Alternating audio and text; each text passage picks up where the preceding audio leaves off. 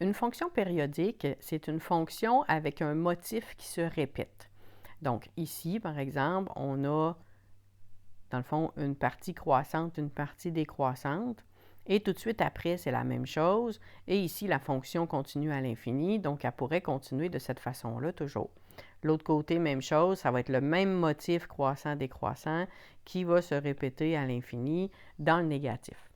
Il pourrait y avoir un début et une fin si on avait, par exemple, placé un rond vide ou un rond plein quelque part pour placer un début puis une fin. Mais n'oubliez pas que s'il n'y a pas de rond au début et à la fin, ça veut dire que la fonction se répète à l'infini. Alors, les propriétés des fonctions périodiques sont particulières pour certains points. Alors, on va commencer avec les propriétés qui se trouvent sur l'axe des Y afin de ne pas se mélanger.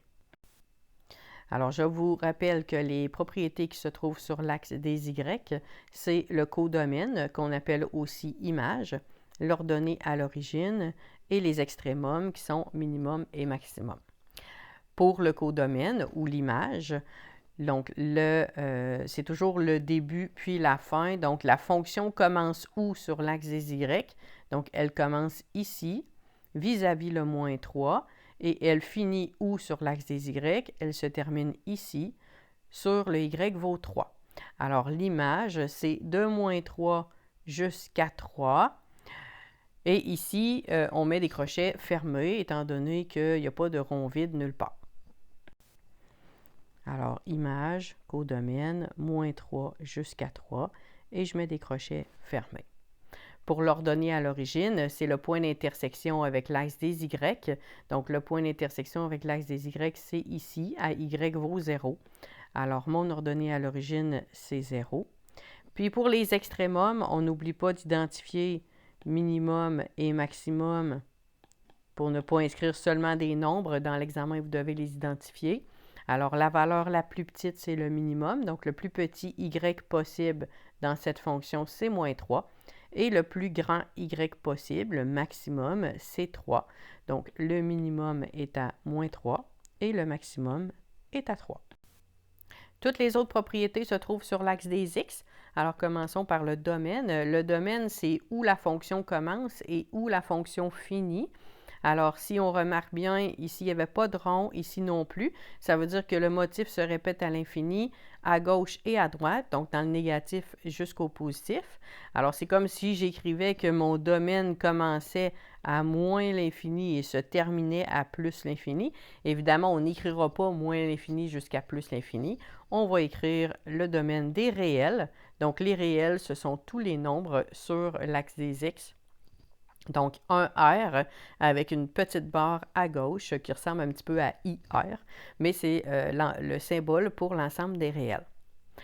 Pour l'abscisse à l'origine, ce sont les points d'intersection avec l'axe des X. Sur ce graphique-là, on voit le moins 4, le moins 2, le 0, le 2 et le 4. Mais ça se poursuit à l'infini de chaque côté. Alors, il faut que ce soit identifié correctement lorsqu'on va identifier l'abscisse à l'origine. Alors, ce qu'on fait, c'est qu'on met des accolades. Je mets 3 petits points au début pour signifier que ça continue à l'infini à gauche. Ensuite, je vais écrire les valeurs que je vois. Donc, moins 4, moins 2, 0, 2, 4. Et je vais mettre 3 petits points à la fin pour montrer que ça continue à l'infini, vers la droite aussi. Pour le signe et la variation, c'est là qu'on va avoir une petite particularité, c'est que ça continue à l'infini encore, il faut que je sois capable de l'écrire de la bonne façon. Alors, le signe, ça va être positif ou négatif, donc positive sur, 2 points, négative sur, 2 points. Donc, n'oubliez pas de les identifier correctement. Alors, je remarque que positive, c'est quand est-ce qu'elle est en haut de l'axe des X. Alors, il y a une petite partie ici, il y a une partie complète qui est là, il y a une partie complète qui est là, mais encore là, ça se poursuit à l'infini des deux côtés. Alors, pour identifier correctement l'infini, alors je vais fonctionner aussi avec les 3 petits points. Donc, je vais mettre 3 petits points pour montrer à l'infini à gauche. je mets mon symbole d'union parce que dans le fond, j'aurais un intervalle inscrit avant, sauf que l'intervalle, je ne l'ai pas dans le graphique, donc je ne le dessine pas. Je vais mettre les intervalles que je vois. Donc, l'intervalle complet. Ici, je ne le vois pas au complet, donc je ne le mets pas. Alors, je mets de moins 2 jusqu'à 0, je suis dans le positif. Et de 2 jusqu'à 4, je suis dans le positif. Donc, à ce moment-là, je vais mettre moins 2 jusqu'à 0, crochet fermé. Je mets mon symbole d'union. Je vais mettre 2 jusqu'à 4, crochet fermé. Et je vais mettre un symbole d'union avec 3 petits points pour montrer que ça continue à l'infini. Je fais la même chose avec le négatif. Donc, j'inscris les intervalles que je vois au complet. Donc, de moins 4 jusqu'à moins 2, puis de 0 jusqu'à 2. Ce sont les deux seuls intervalles que je vois au complet qui sont négatifs. Alors, je vais les inscrire de la même façon. Donc, je vais mettre 3 petits points au début. Mon symbole union. Moins 4 jusqu'à moins 2. Mon symbole d'union. 0 jusqu'à 2.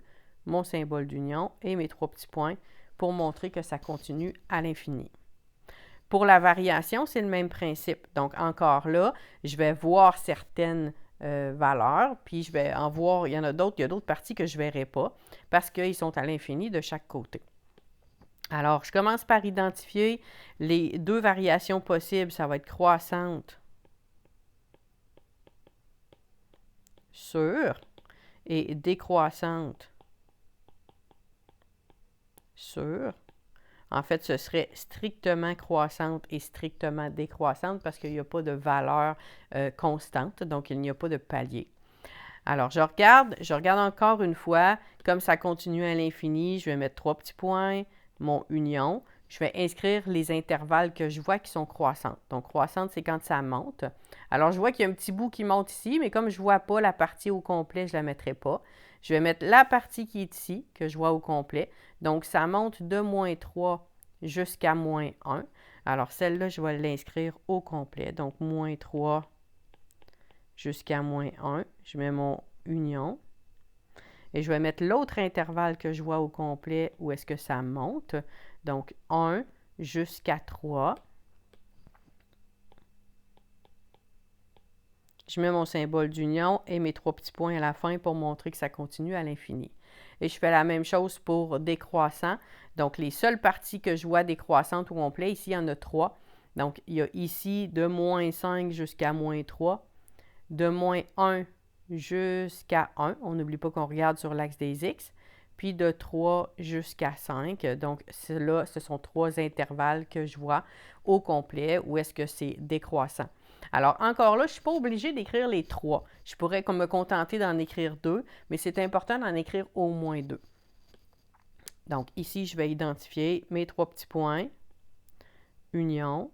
Alors, ce que je vais faire, c'est que je vais en inscrire 2. Je vais inscrire, dans le fond, le deuxième ici, puis celui-là. Puis les autres, bien, ils vont être sous-entendus à cause des 3 petits points. Alors, de moins 1 jusqu'à 1, union, de 3 jusqu'à 5, union avec mes 3 petits points. Alors là, ici, j'ai mon intervalle de décroissance. Vous auriez pu choisir d'écrire l'intervalle qui est ici avec celui-là, puis ne pas décider de ne pas mettre le dernier, ça n'aura rien changé. L'important, c'est que vous en mettiez au moins 2 et que vous n'oubliez pas les points de suspension, donc les 3 petits points avant et après. Donc, il y a un élément important pour la fonction périodique, c'est ce qu'on appelle la période. Donc, la période, c'est un des éléments les plus importants que vous allez avoir à utiliser dans la fonction périodique parce que c'est avec cette période-là que vous allez faire les calculs et être capable de prévoir, dans le fond, qu'est-ce qui va se passer dans la partie infinie. Alors, la période, c'est, dans le fond, la longueur d'un cycle. Alors, la fonction périodique, c'est un motif qui se répète. Alors, c'est commencer par trouver le motif qui se répète, c'est quoi?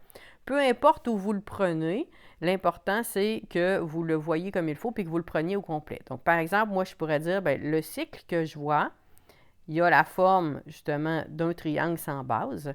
Alors, pour moi, ça, c'est un cycle. Quelqu'un d'autre pourrait dire, non, non, moi, celui que je vois, c'est comme, il part au milieu à 0, il descend, il remonte, puis il redescend. Donc, moi, c'est un motif comme ça que je vois un petit peu en accordéon. Quelqu'un d'autre pourrait dire, non, non, non, moi, c'est pas ça que je vois. Moi, je vois qu'il part ici, en haut, qui descend, puis ensuite qui remonte. Donc, l'important, c'est que si vous prenez un motif puis que vous les placez bout à bout, ça va vous donner toujours, dans le fond, le même motif. Donc, ici, si je descends puis je remonte, bien après, je vais descendre, je vais remonter, je vais descendre, je vais remonter, ça ne changera rien. Si je fais, au contraire, je pars d'ici, je monte, je descends, bien après, ça va être je monte, je descends, je monte, je descends, le motif va se répéter. Si quelqu'un, donc si on prend le motif vert, donc il commence à 0, je descends un petit peu, je remonte du double, je redescends, mais après, ça va être la même chose. Je vais descendre un petit peu, je vais remonter du double, je vais redescendre. Je vais descendre un petit peu, je vais remonter du double, je vais descendre. Donc, l'important, c'est de repérer le motif qui est répété, peu importe lequel. La période, ça va être la longueur de ce motif-là sur l'axe des X. Donc, par exemple, si je prends le bleu, donc le bleu ici commençait à moins 5 et il finissait à moins 1. Bien, entre moins 5 et moins 1, il y a 4 unités. Donc ici, on a une période de 4.